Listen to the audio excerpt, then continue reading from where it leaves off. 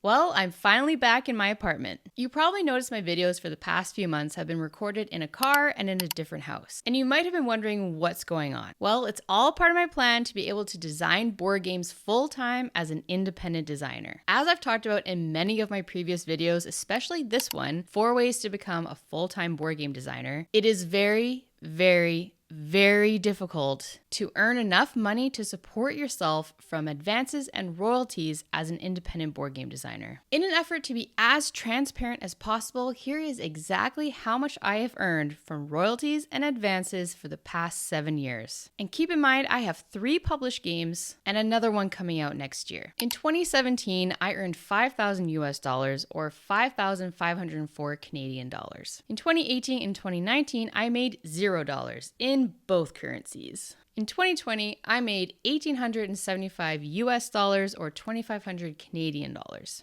In 2021, I made $1,000 US or 1,281 Canadian dollars. In 2022, I made $6,246 US or 8,425 Canadian dollars. And in 2023, I made $5,036 US or 6,911 Canadian dollars.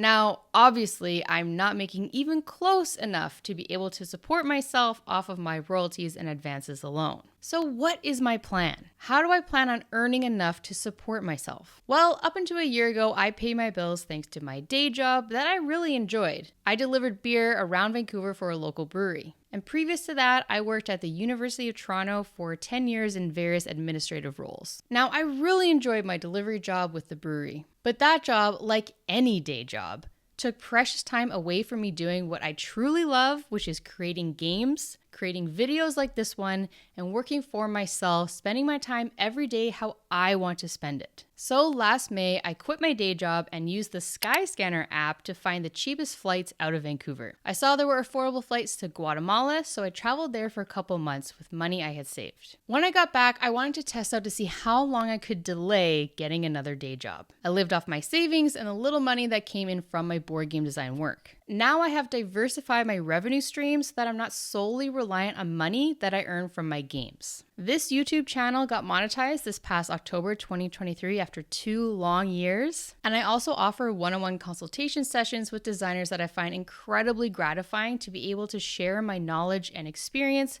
with others to help them work through design challenges or help them navigate the industry. There's a link in the description of the video if you want to book a session with me. And I'm also creating mobile games with a video game developer I met in a video game design course, and we're hoping to release a mobile game in the near future. If you want to join our mailing list, I'll include that link below too. And of course, I'm always coming up with new game ideas, testing them and pitching them to publishers in the hopes that they will get picked up, which would earn me an advance and eventually royalties. So I am trying very hard to increase my income, but I'm still nowhere near being able to support myself. So I decided to focus on something that I can more easily control, reducing my expenses. I rarely drink alcohol anymore, which saves a lot of money. I stopped ordering so much food delivery. I cook almost every meal at home. I don't shop for clothes very often. I have the cheapest possible car insurance, phone plan, home internet, and so on. But my biggest expense, by far, is my rent.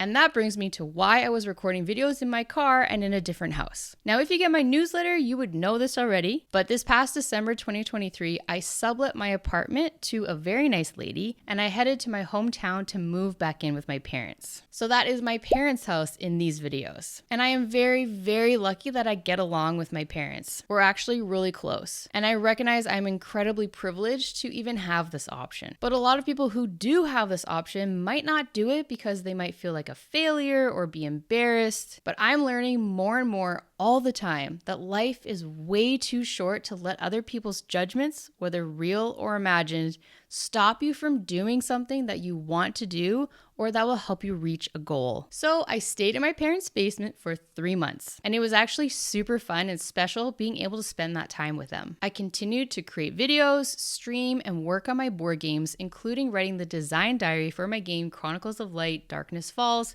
which will be published by Ravensburger and come out this summer 2024. Then in mid-March, I headed down to California for a little road trip, but still being very budget conscious. So I set up my car to live out of it for 6 weeks. I've car camped before and honestly really enjoy it. It's so nice to not have to worry about booking hotels in advance. I had so much freedom to decide how far I wanted to drive that day and where I wanted to park to stay for the night. I relied heavily on the app iOverlander, and I highly recommend it for any car or van lifers or campers out there looking for places to stay for the night. I would then use my Planet Fitness membership to shower at gyms along the way and use public restrooms. I got myself a season's pass for Six Flags Magic Mountain just outside LA and a season's dining pass, and I ate almost every lunch and dinner at the park for 3 weeks. I ate $537 worth of food, or 736 Canadian dollars. And minus the cost of the dining pass, I saved a total of $392 or 537 Canadian dollars in food on that trip. Six Flags also had Wi-Fi, so in between riding roller coasters, I would edit videos, write scripts, prototype games, or do other game design work.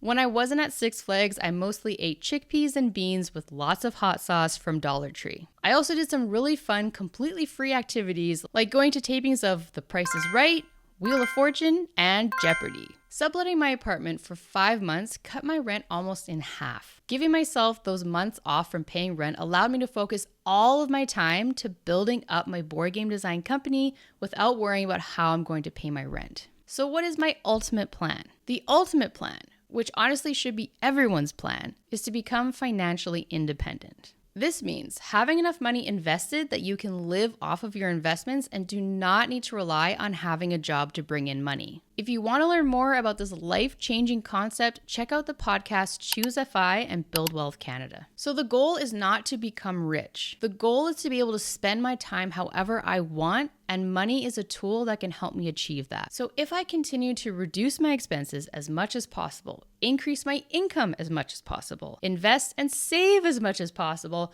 I will hopefully be able to reach financial independence and design games full-time or part-time or try something completely different. The key is that I will be able to decide how I want to spend my time and live my life. Yes, this will take years to achieve, but it is absolutely more achievable than trying to earn enough money to support myself from royalties and advances alone. So that is my current plan. I'm trying to avoid getting another day job as long as possible and putting everything into my board game design work, YouTube, and my other revenue streams, and really giving it a go to see what happens. I can see myself getting a part-time remote job in the future, but right now, as former Toronto Raptor Fred VanVleet says, I'm betting on myself and seeing what happens. I was hesitant to make this video because there is a definite possibility that this plan doesn't work out, and I also shared a lot of personal information in this video. But I want to share all the highs and all the lows of being a board game designer on this channel. Now, staying with my parents and living out of my car were definitely not lows for me at all. I had a ton of fun and really enjoyed it, but not knowing if this plan will work or if I'll have to get another day job is scary. So thanks for watching and coming along on this journey with me. Let's see where it takes us.